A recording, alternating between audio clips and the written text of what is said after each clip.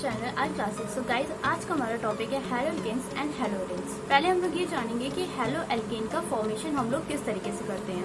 पहले जैसे हम लोग एल्केन लेंगे, एल्केन से हम लोग एल्केन की रिएक्शन जो हम लोग हैलोजन ग्रुप यानी पीरियोडिक टेबल में 17 ग्रुप एलिमेंट के साथ हम लोग जब रिएक्शन कराते हैं तो वो हैलो एल्केन्स फॉर्म करता है। जैसे कि 17 ग्रुप एलिमेंट का कहने का मीन्स मेरा ये है कि क्लोरीन, फ्लोरीन, ब्रोमीन, आयोडीन। एस्टाडीन का यूज हम लोग इस तरीके से इसलिए सिर्फ नहीं करते क्योंकि अर्थ में सबसे ज्यादा रेयरेस्ट मेटल ऐसा है, ये ऐसा मेटल है जो अर्थ में बहुत ही रेयर केस में पाया जाता है। अब जैसे पहले मैंने इसमें एल्केन की रिएक्शन कराई है। एल्केन की रिएक्शन मैंने यहाँ पर मैंने मीथेन लिया हुआ है। मीथेन की रिएक्शन मैंने क्लोरीन के साथ कराई हुई है। जब मैंने मीथेन की रिएक्शन क्लोरीन के साथ कराई हुई है तो यहाँ पर एक हाइड्रोजन रिमूव हो गया। एक हाइड्रोजन रिमूव होने के बाद यहाँ पर फॉर्म हुआ है CH3Cl यानी मिथिल क्लोराइड। हमने मीथेन लिया है, मीथेन की रिएक्शन क्लोरीन से कराई, क्लोरीन से कराने के बाद एक हाइड्रोजन रिमूव हो गया। रिमूव होने के बाद मिथिल क्लोराइड फॉर्म हो गया। इसी तरीके से हम लोग ये जानेंगे कि हैलो एरीन्स किस तरीके से फॉर्म करते हैं। हैलो एरीन्स में हम लोग एरोमेटिक रिंग लेंगे या एरोमेटिक हाइड्रोकार्बन की एक चेन लेंगे। वो एक क्लोज चेन होगी। इसमें हम लोग क्या करेंगे, हैलो जिस तरीके से हमने पहले 17 ग्रुप एलिमेंट की रिएक्शन 17 ग्रुप एलिमेंट जो होते हैं जैसे क्लोरीन, फ्लोरीन, ब्रोमीन, आयोडीन, एस्टाडीन का यूज नहीं करते हैं, ये बता ही चुकी मैं आपको। और क्लोरीन, ब्रोमीन, फॉर्मिन, आयोडीन इसी को हम लोग लेंगे और इसकी रिएक्शन जो हम लोग इस बेंजीन रिंग के साथ कराएंगे तो उससे एक हाइड्रोजन रिमूव हो जाएगा और एरोमेटिक क्लोराइड या बेंजील क्लोराइड फॉर्म हो जाएगा। उसके बाद अब मैं आपको ये बताती हूँ कि जैसे एरीन है तो एरीन किस लिए स्टैंड करता है। एरीन जो है वो एरोमेटिक रिंग के लिए एक स्टैंड फॉर्म होता है और एल्केन्स जो होता है वो स्टैंड करता है एलिफैटिक चेन को या लॉन्ग कार्बन चेन को। उसके बाद अब हम पढ़ेंगे कि जैसे कार्बन है तो कार्बन में कभी ऐसा आता है, कई क्वेश्चंस आते हैं जैसे कि हम लोग को कोई एक रिएक्शंस होती हैं तो उसमें काफ़ी सारे क्वेश्चंस ऐसे आते हैं जो जैसे कार्बन के बीच में सिंगल बॉन्ड फॉर्म होता है, कभी डबल बॉन्ड फॉर्म होता है, कभी ट्रिपल बॉन्ड फॉर्म होता है। तो मैं आपको ये बताऊंगी कि जिस तरीके से बॉन्ड्स फॉर्म होते हैं उस तरीके से हाइब्रिडाइजेशन कैसा होता है। तो जब when the carbon have single bond then there is sp3 hybridization. जब कार्बन के बीच में सिंगल सिग्मा बॉन्ड फॉर्म होगा तो वो sp3 हाइब्रिडाइजेशन को हमेशा शो करेगा। जब कार्बन के बीच में डबल बॉन्ड फॉर्म होगा तो वो sp2 हाइब्रिडाइजेशन को शो करता है। जैसे कार्बन मैंने यहाँ लिया, यहाँ पर भी कार्बन लिया और इन दोनों के बॉन्ड्स को मैंने अटैच किया हुआ और इन दोनों के कार्बन के बीच में डबल बॉन्ड है और ये डबल बॉन्ड हमें sp2 हाइब्रिडाइजेशन शो करता है। इसी तरीके से जब हम लोग कार्बन के बीच में ट्रिपल बॉन्ड रखेंगे तो ये हमें sp हाइब्रिडाइजेशन शो करेगा। जैसे कि मैंने इधर लिया हुआ है एक क्वेश्चन, जैसे कार्बन है, यहाँ पर ट्रिपल बॉन्ड है, ये कार्बन है, ये से अटैच और ये sp1 या sp हाइब्रिडाइजेशन हम इसे बोल सकते हैं। उसके बाद अब मैं यहाँ पर आपको क्लियरिफाई करती हूँ कि जैसे हैलो एल्कीन है जहाँ पर सिंगल बॉन्ड है, स्पेशली मैंने यहाँ पर एक कार्बन की लॉन्ग चेन ली हुई है। ये कार्बन की लॉन्ग चेन 1 2 3 4 कार्बन की है और इस लास्ट वाले कार्बन से मैंने एक हाइड्रोजन को अटैच किया हुआ है और हाइड्रोजन के तौर पे मैंने यहाँ पर क्लोरीन लिया हुआ है। क्लोरीन से जब कार्बन, ये वाला कार्बन, ये क्लोरीन से जो अटैच है इसे हम लोग बोलेंगे sp3 हाइब्रिडाइजेशन। क्योंकि मैंने प्रीवियसली आपको बताया कि कार्बन के बीच में या कार्बन और हैलोजन के बीच में भी अगर सिंगल बॉन्ड फॉर्म होगा तो वहां पर sp3 हाइब्रिडाइजेशन शो करता है। यहाँ पर भी sp3 हाइब्रिडाइजेशन ये शो कर रहा है। उसके बाद जैसे ये हैलो एरीन्स है, अब मैं आपको क्लियरिफाई ये करूंगी कि हैलो एरीन्स है तो हैलो एरीन्स में किस तरीके से होगा, उसमें कौन सा हाइब्रिडाइजेशन शो होता है। हैलो एरीन्स में मैंने एक कार्बन की चेन, मैंने यहाँ पर एक एरोमेटिक रिंग ली हुई है। एरोमेटिक रिंग में एक साइड में इसमें ये पैरा साइड होती है, ये ऑर्थो साइड होती है और ये मेटा साइड होती है। इसके पैरा साइड में मैंने एक साइड पे इसमें क्लोरीन अटैच किया हुआ है और ये क्लोरीन जो है वो sp2 हाइब्रिडाइजेशन शो कर रहा है क्योंकि ये कार्बन, यहाँ पर भी एक कार्बन होगा और ये कार्बन के पास कौन सा बॉन्ड है, डबल बॉन्ड भी है, तो इसलिए यहाँ पर sp2 हाइब्रिडाइजेशन हो रहा है। सो गाइस, आपको ये क्लियर हो गया होगा आई होप।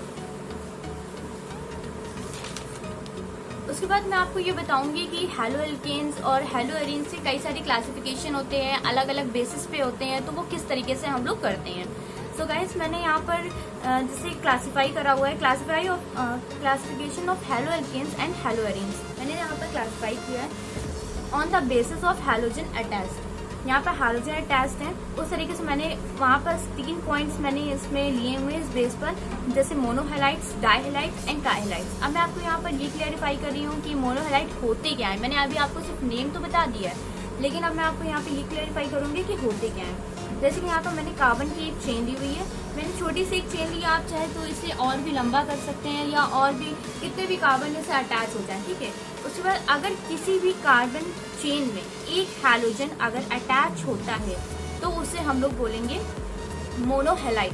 फिर वो चाहे एरोमेटिक रिंग हो या जैसे सिंपल एक चेन हो। जैसे कि मैंने यहाँ पर सिंपल एक चेन ले रखी है और सिंपल चेन के साथ मैंने एक हाइड्रोजन को अटैच कर रखा है।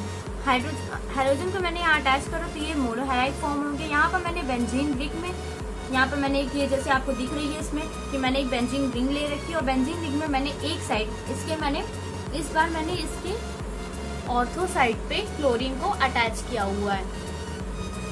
उसके बाद फिर मैंने यहाँ पर लिया हुआ है क्वेश्चन जैसे डाइहेलाइट। फिर मैंने डाइहेलाइट में आपको क्लियरिफाई कर रही हूँ कि क्या है। जैसे डाइहेलाइट मैंने लिया है, यहाँ पर भी मैंने कार्बन की सिंपल चेन ली हुई है, कोई लॉन्ग नहीं ली है, मैंने सिंपली आपको क्लियरिफाई करने के लिए ली हुई है। अगर इसके बाद भी आपको डाउट हो तो आप पूछ सकते हैं, कमेंट सेक्शन में आप बोल दीजिएगा, मैं आपको क्लियरिफाई कर दूंगी वो भी। जैसे कार्बन के बीच में सिंगल बॉन्ड है और इस कार्बन से 2 हैलोजन अटैच है। जब किसी भी रिंग में 2 हैलोजन अगर अटैच हो जाएं, किसी भी कार्बन चेन में 2 हैलोजन अगर अटैच होते हैं तो हम बोलेंगे उसे डाइहेलाइट्स। जैसे एरोमेटिक रिंग हो, अगर उसमें भी 2 हैलोजन अटैच होते हैं तो हम उसे बोलेंगे डाइहेलाइट्स। उसके बाद गाइस, मैं आपको यहाँ पर जो मैंने आपको थर्ड पॉइंट लिया था ट्राइहेलाइट का, मैं आपको ट्राइहेलाइट क्लेरिफाई करती हूँ। ट्राइहेलाइट क्या होता है कि एक ही कार्बन या कार्बन की एक चेन लो और उसमें तीनों के साइड पे या 3 हैलोजन अगर अटैच हो जाए उस कार्बन चेन से, सिंपली कार्बन चेन लो और उससे 3 हैलोजन को अटैच कर दो। 3 हैलोजन को आप जैसे अटैच करोगे वो हमें ट्राइहेलाइट फॉर्म कर देगा, या तो फिर आप इसे पॉलीहेलाइट भी बोल सकते हैं। इसी तरीके से मैंने बेंजीन रिंग में भी 3 क्लोराइड को अटैच किया हुआ है और ये भी ट्राइहेलाइट शो कर रहा है। यानी अगर कोई भी सिंपल चेन में अगर सिंगल हैलोजन अटैच है तो वो मोनोहेलाइट, 2 हैलोजन अटैच है तो डाइहेलाइट, अगर 3 हैलोजन अटैच है वो तो ट्राइहेलाइट फॉर्म करेगा। ओके गाइस, उसके बाद यहाँ पर देखिए, यहाँ पर मैंने classification based on organic compounds, यहाँ पर मैंने क्लासिफिकेशन करा है कि ऑर्गेनिक कंपाउंड के बेस पर। जैसे कार्बन और इसके हैलोजन के बीच में कौन सा बॉन्ड फॉर्म होता है। मेनली मैंने ज़्यादातर इस वाले वीडियो में जैसे हाइब्रिडाइजेशन के बारे में ही, हाइब्रिडाइजेशन नॉमेनक्लेचर के बारे में ही डिफाइन किया हुआ है, तो आप आगे देखिए, आपको नॉमेनक्लेचर भी क्लियर हो जाएगा। जैसे मैंने इसमें पहले लिया हुआ है कि एल्किल हैलाइड, इसमें 3 तरीके के होते हैं, एल्किल हैलाइड, एलेलिक हैलाइड और बेंजिलिक हैलाइड, जिसमें बच्चे सबसे ज्यादा कंफ्यूज होते हैं। तो यहाँ पे मैंने लिया हुआ है एलेलिक हैलाइड में मैंने एक सिंपल कार्बन की चेन ली हुई है। सिंपल कार्बन की चेन के साथ मैंने एक हैलोजन को अटैच कर दिया। हैलोजन को मैंने अटैच करने के बाद इसमें आप ये देखिए कि ये कार्बन के पास कौन सा बॉन्ड है, सिंगल बॉन्ड से इससे भी अटैच है और सिंगल बॉन्ड से इससे भी अटैच है, तो ये हमेशा sp3 हाइब्रिडाइजेशन को शो करेगा। अब देखिए, एल्किल हैलाइड को मैंने और भी कई तरीके से डिफाइन किया हुआ है। जैसे एल्किल हैलाइड में प्राइमरी एल्किल हैलाइड भी होते हैं, सेकेंडरी एल्किल हैलाइड भी होते हैं और टर्शियरी एल्किल हैलाइड भी होते हैं। जैसे अगर एक कार्बन ऐसा कार्बन जिसके पास एक हैलोजन होगा ही और उसके साथ एक एल्किल ग्रुप अगर अटैच हो जाए तो वो प्राइमरी एल्किल हैलाइड कहलाता है।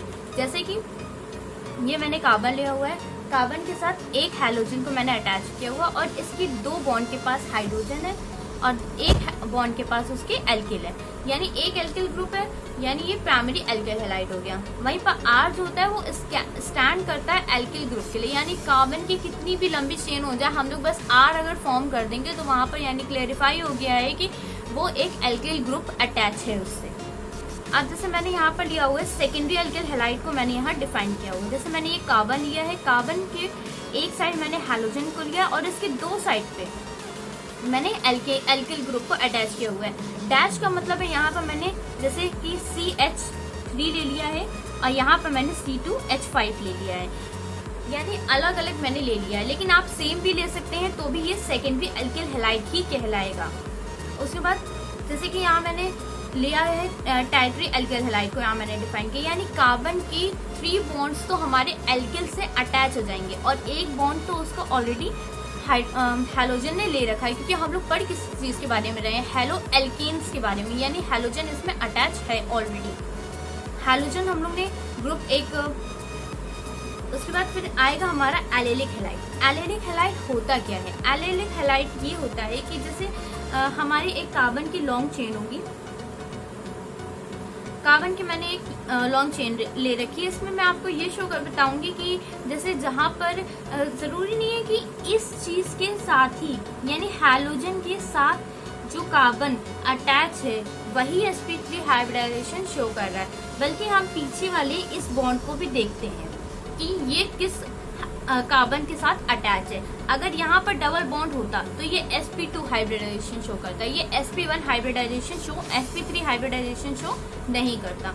जैसे यहाँ पर ये sp3 हाइब्रिडाइजेशन शो कर रहा है और ये कार्बन जो है ये डबल बॉन्ड के साथ अटैच है। हम लोग इसके पीछे वाले कार्बन से चेक करते हैं, तो इसके पीछे वाले कार्बन के साथ ये किसके साथ अटैच है? डबल बॉन्ड के साथ। तो हम लोग यहाँ पर sp2 हाइब्रिडाइजेशन शो कर रहा है। यानी हमने प्रीवियसली पढ़ा था कि अगर कार्बन के बीच में सिंगल सिग्मा बॉन्ड है तो वो sp3 हाइब्रिडाइजेशन शो कर रहा है। ये देखिए ये कार्बन के बीच में सिंगल सिग्मा बॉन्ड है, तो ये वाला जो बॉन्ड होगा ये sp3 हाइब्रिडाइजेशन शो करेगा। अगर कार्बन के बीच में डबल बॉन्ड है तो वो sp2 हाइब्रिडाइजेशन शो करेगा। अगर कार्बन के बीच में ट्रिपल बॉन्ड है तो वो sp हाइब्रिडाइजेशन को शो करता है। जैसे कि यहाँ पर मैंने एक हेलो एल्केन की तरह ले रखा था, वैसे यहाँ मैंने एक हेलो एरीन ले रखा है। यहाँ पर देखिए ये कार्बन जो है, ये कार्बन के पास सिंगल ही बॉन्ड है, ये कार्बन के पास इधर भी सिंगल बॉन्ड है, इधर भी सिंगल बॉन्ड है। तो यहाँ पर sp2 हाइब्रिडाइजेशन ये शो कर रहा है अपने हेलो ग्रुप के साथ। उसके बाद यहाँ पर जो है, यहाँ पर हाइब्रिडाइजेशन जो शो होगा वो sp2 हाइब्रिडाइजेशन शो होगा और यहाँ पर भी sp2 हाइब्रिडाइजेशन शो होगा। लेकिन अगर हम बात करें यहाँ की तो ये sp3 हाइब्रिडाइजेशन को शो करेगा। यहाँ पर भी sp3 हो, क्योंकि कार्बन के बीच में, जहाँ भी कार्बन के बीच में अगर सिंगल बॉन्ड फॉर्म हो रहा है तो वो हमेशा sp3 हाइब्रिडाइजेशन शो करता है। उसके बाद गाइस मैंने आपको बताया था कि 3 तरीके से हैं, तो मैंने आपको यहाँ पर प्रीवियसली बता दिया है कि एलिलिक हैलाइड, फिर एल्किल हैलाइड, एलिलिक हैलाइड, और अब मैं आपको पढ़ाऊंगी बेंजिल हैलाइड के बारे में। तो बेंजिलिक हैलाइड क्या होता है? बेंजिलिक हैलाइड एक बेंजीन की हम लोग क्लोज चेन रिंग लेते हैं, यानी उसके कार्बन के साथ एक हाइड्रोजन अटैच होता है। मैंने यहाँ पर एक कार्बन की सिंपल चेन, क्लोज चेन ले रखी है, जो कि जब बेंजीन की रिंग है तो एक के बाद एक इसमें डबल बॉन्ड लगते ही हैं, या आप पढ़ ही चुके होंगे प्रीवियसली क्लासेस में। अब यहाँ पर जैसे मैं आपको यहाँ पर हाइब्रिडाइजेशन बता रही हूँ, यहाँ पर जैसे डबल बॉन्ड है, यहाँ पर डबल बॉन्ड है तो यहाँ पर ये sp2 हाइब्रिडाइजेशन को शो कर रहा है। मैंने यहाँ पर ये आपको यहाँ पर ये क्लैरिफाई किया है कि ये जो कार्बन है, इस कार्बन के साथ मैंने एक और कार्बन को अटैच कर दिया। इस कार्बन को अटैच करने के बाद मैंने एक हैलोजन ग्रुप को यहाँ पर अटैच किया हुआ है। जो इस हैलोजन और इस कार्बन के बीच में ग्रुप फॉर्म हो रहा है, जो एक बॉन्ड बन रहा है, वो sp2 हाइब्रिडाइजेशन को शो कर रहा है, और यहाँ पर sp3 हाइब्रिडाइजेशन को शो कर रहा है। लेकिन यहाँ पर जो कार्बन अटैच है वो डबल बॉन्ड से अटैच है, तो इसे बोलेंगे sp2 हाइब्रिडाइजेशन। उसके बाद क्लास मैंने यहाँ पर क्लेरिफाई किया हुआ है आपको और भी बेसिस पे, जैसे मैंने यहाँ पर क्लेरिफाई किया है आपको classification of organic compound where carbon is attach with sp2 hybridization. अभी तक मैं आपको ये क्लियरफाई कर रही थी कि sp2 और sp3 होते क्या है, या किस तरीके से अगर चेन में आ जाए तो हम लोग उसे कैसे बताएंगे कि हाँ मैम ये sp2 है, sp3, ऐसे कई क्वेश्चंस आते हैं कि हम मतलब क्लेरिफाई नहीं कर पाते उस चीज़ में कि ये sp2 हाइब्रिडाइजेशन है, ये sp3 हाइब्रिडाइजेशन है। एनसीईआरटी की बुक्स अगर आप देखेंगे तो उसमें भी आपको देखने को मिलेगा कि मतलब क्वेश्चंस दिए गए हैं उसमें।